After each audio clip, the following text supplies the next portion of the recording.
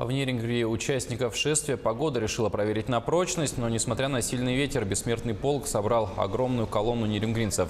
Шествие прошло по центральным улицам города. Участники остановились возле храма, где почтили память о погибших минутой молчания.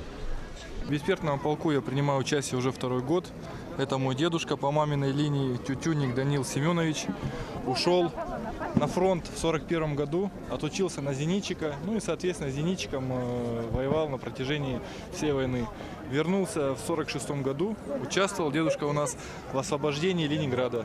Отец, ветеран Великой Отечественной войны, служил в советской армии, был дважды ранен под Кенигсбергом, сегодня Калининград, и комиссован, дожил вот до 96 года.